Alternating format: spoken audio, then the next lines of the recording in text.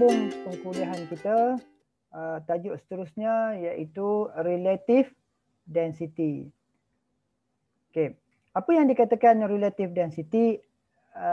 Relative density defined as the ratio nisbah of the material's density to the density of water. Kita nisbahkan suatu bahan itu kepada nisbah ketumpatan air.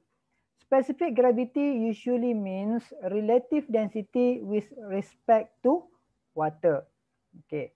So formula untuk ketumpatan relative, relative density equal to relative material,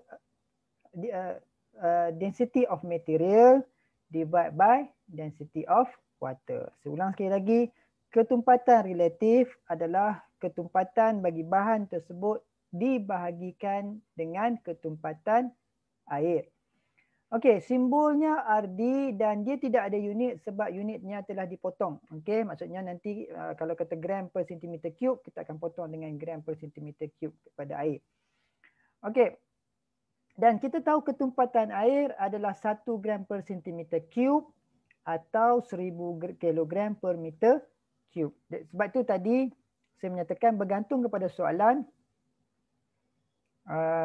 sama ada kita perlu tukar unit ataupun kita tidak perlu tukar unit. Sebab akhirnya nanti kalau kita tukar unit, contohnya gram kepada kilogram, sentimeter kepada meter, kita susah-susah payah kita tukar unit dan akhirnya kita buang masa dalam menyelesaikan soalan berkaitan density and relative density.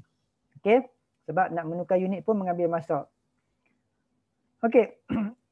An object with specific gravity less than 1 will float in water. Mana-mana objek yang mempunyai relative density kurang daripada 1, maka ia akan timbul di atas permukaan air. While the specific gravity greater than 1 mean it will sink. Maksudnya lebih daripada 1, maka ia material tersebut akan tenggelam.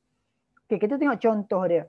Calculate the density of relative density of wooden block which has dimension 1 cm times 2 cm times 5 cm and mass of 40 gram. Kalau tengok di sini diberi unit sentimeter dan juga gram. Dia nak ketumpatan dan relative density. Relative density ni akhirnya nanti kita akan matikan unit dia. Jadi perlu tak kita tukar unit? Kalau kita faham konsep, maka tidak perlu tukar unit. Biar saja unit awak dapat untuk ketumpatan bagi wooden block ini, density ini dalam gram per centimeter cube. Tapi untuk penyelesaian pada peringkat yang saya tunjukkan ini, saya menukarkan daripada unit gram dan sentimeter kepada kilogram dan juga meter. Okey. So kita tahu bahawa yang pertama sekali kita nak dapatkan ketumpatan dengan diberi dimension untuk blok kayu adalah 1 cm darab 2 cm darab 5 cm. Kita tahu 1 meter bersamaan 100 cm, 1 cm bersamaan 0.01 meter. Maka saya tukarkan unit dan juga begitu juga dengan gram kepada kilogram. Kita tahu 1 kilogram kepada gram adalah 1000 gram. 1 gram adalah bersamaan dengan ataupun 0.001 kilogram. Jadi jisim isi padu saya tukarkan 40 darabkan 10 kuasa negatif 3 kepada kilogram. Dan 1 darab 10 kuasa negatif 2. Begitu juga yang ini. Dan ini saya tukarkan kepada meter padu. Meter. Dan akhirnya akan jadi meter padu. Maka ini dah ketumpatan bagi blok kayu. Soalan seterusnya dia nak dapatkan relative density. Apa formula relative density? Adalah ketumpatan bagi bahan dibahagikan dengan ketumpatan bagi air. Kita tahu jawapan kita dapat tadi adalah 4000. Kita bahagikan dengan 1000, maka jawapan yang kita dapat 4. 4 maksudnya lebih daripada 1. Bila lebih daripada 1, apa jadi kepada kayu ni? Dia akan tenggelam. Okey, dia tak akan terapung di atas permukaan air. Okey, yang seterusnya soalan extra example 5. A solid metal cylinder has radius, ingat radius R 0.5 cm and length panjang L 5 cm and its mass is 65 gram. Okey, sekali lagi sama ada perlu tukar ataupun tidak bergantung kepada kehendak soalan. Okey, kita tengok find the density of the metal. Okey. Kemudian relative density. Relative density nanti maksudnya unit akhir nanti kita akan matikan dan ia tidak ada unit. Okey. Jadi pada saya tidak perlu untuk awak tukar unit, biar jawapan nanti dalam gram per sentimeter padu. Tetapi untuk contoh yang saya tunjukkan di sini, maka saya menukar unit untuk memberi contoh kepada awak. Okey, sebelum tu saya tukarkan ini pi sorry. Dia punya komputer saya tak setiap kali saya save dia akan keluar balik simbol ni. Okey, ini adalah simbol pi. Okey. Apa yang kita tahu bahawa untuk mendapatkan ketumpatan, formulanya adalah ketumpatan adalah bersamaan jisim bahagikan dengan isi padu. Kita ada nilai jisim tak? Ya, kita ada nilai jisim. Okey. Mass. Nilai kita adalah 65 darabkan 10 kosong negatif 3. Kenapa 10 kosong negatif 3? Saya tukarkan kepada kilogram. Kemudian kita ada apa lagi? Isi padu. Isi padu untuk silinder. Apa isi padu untuk silinder? Pi R kuasa 2 darabkan dengan L ataupun H ketinggian. Okey, R kita ada 0.5 cm. Saya tukar kepada meter. Dan juga tinggi ataupun panjang juga saya tukarkan kepada meter. Maka saya dapat isi padu adalah 3.93 darabkan 10 kosong negatif 6. Maka saya letakkan di sini. Dan kita dapat ketumpatan bagi solid metal cylinder adalah 16,539.4 kg per meter padu. Selesai satu. Soalan yang kedua dia minta dapatkan relative density. Apa formula relative density? Adalah ketumpatan relatif bersamaan ketumpatan bagi bahan tersebut bahagikan dengan ketumpatan air. Maka ketumpatan bagi bahan tersebut adalah 16,539.4 dan kita bahagikan dengan 1000 ketumpatan air. Nampak? Kita tukar akhirnya nanti unit ni kita akan matikan dan kita dapat nilai nisbahnya ataupun relative density-nya adalah 16.539. Apa jadi? Kalau kita letak atas permukaan air, objek ni akan tenggelam. Okey, sebab ianya lebih daripada 1. Okey. Awak boleh tengok contoh pada muka surat 93, example 5.3 untuk lebih memahami berkaitan dengan relative density. Okey, kita tengok contoh pada practice question muka surat 93 dalam buku textbook awak.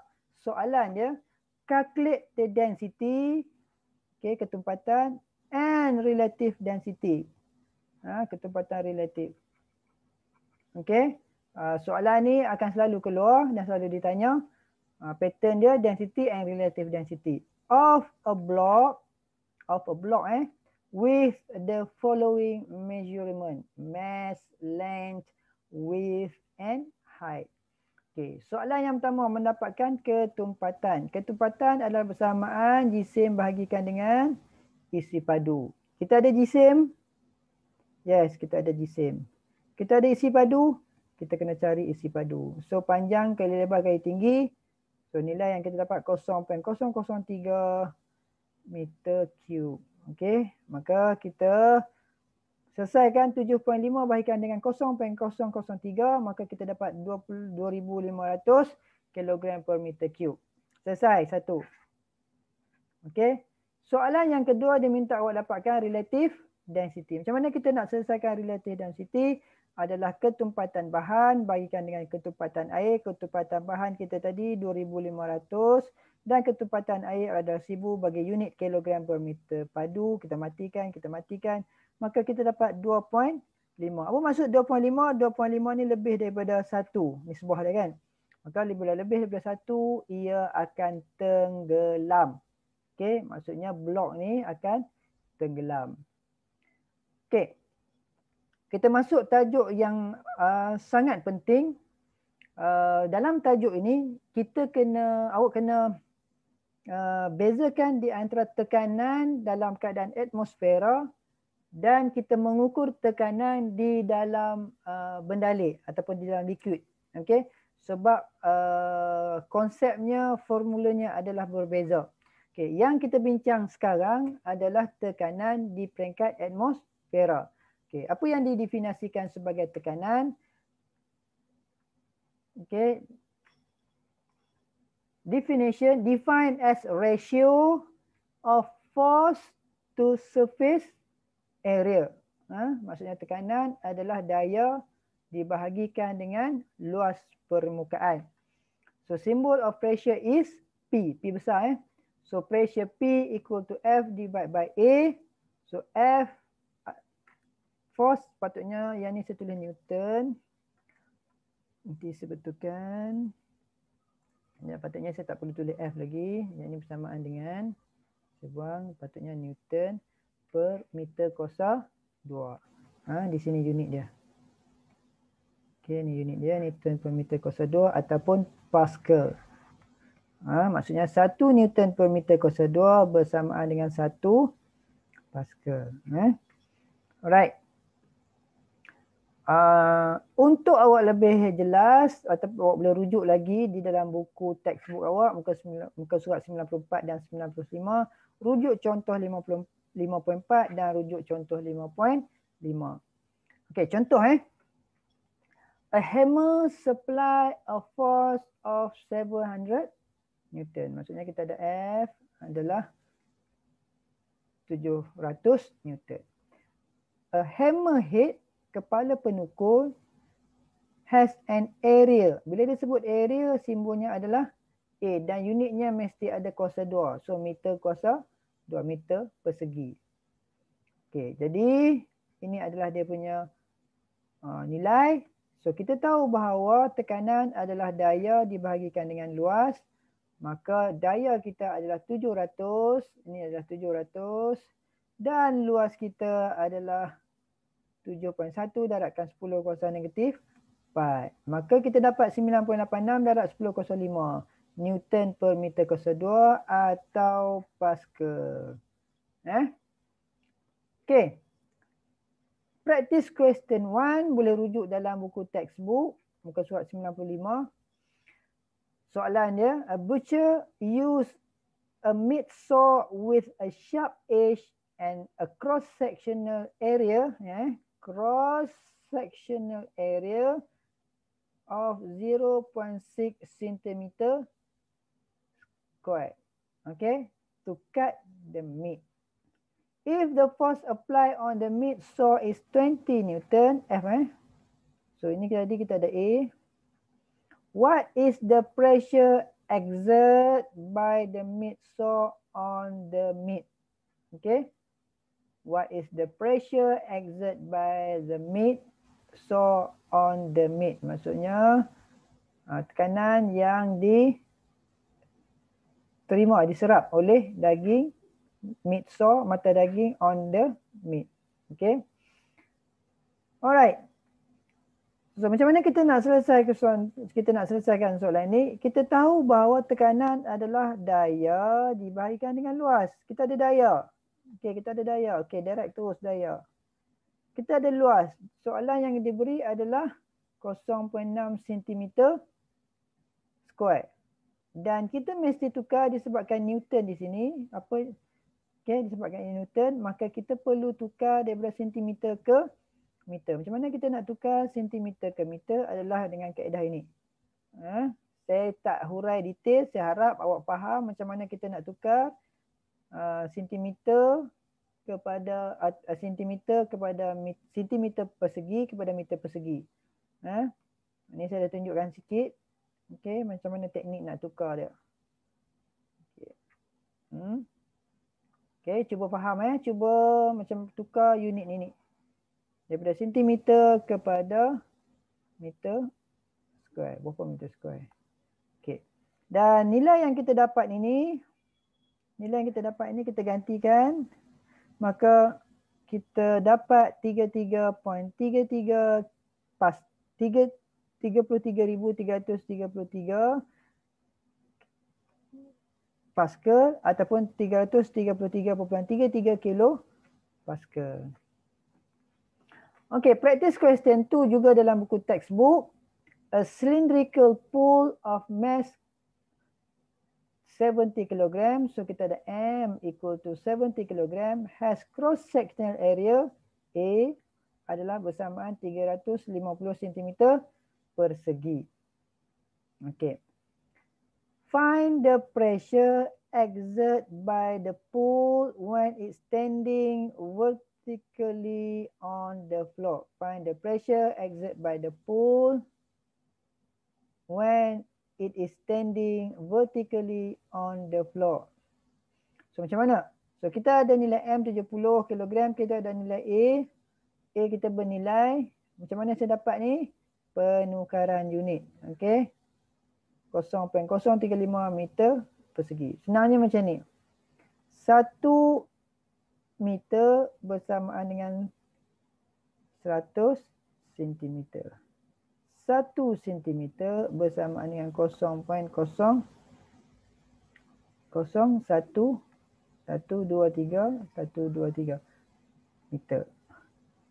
Kalau 1 cm persegi bersamaan 1 cm darab 1 cm, maka kita gantikan 0.001 meter darab 0.001 meter. Nampak? Yang ini sini punya, yang ini sini punya, maka akhir nanti kita akan dapat jawapan dalam meter persegi. 1, 2. Okey, saya padam ni dulu. Nampak serabut sangat. Okey. So kita ada M 70 kg, kita ada A 350 cm, kita tukarkan kepada meter. Okey. Kita tahu bahawa P bersamaan F dibahagikan dengan A. Kita tahu nilai A, tetapi kita belum tahu nilai F. Macam mana kita nak dapatkan nilai F? Dia hanya bagi nilai kilogram saja. Maka kita tahu ada F equal to mg. So G kita adalah 9.81, M kita adalah 70 kg. Maka nilai daya yang kita dapat adalah 686.7 Newton. Maka 686.7 Newton bahagikan dengan 0.035 meter persegi. Maka kita dapat nilai tekanan adalah 19,620 Pascal. Okay. Kemudian macam saya katakan tadi, kita akan bincangkan pressure in fluid pada video yang akan datang. Okey. Untuk itu, terima kasih. Kita jumpa lagi pada video yang seterusnya.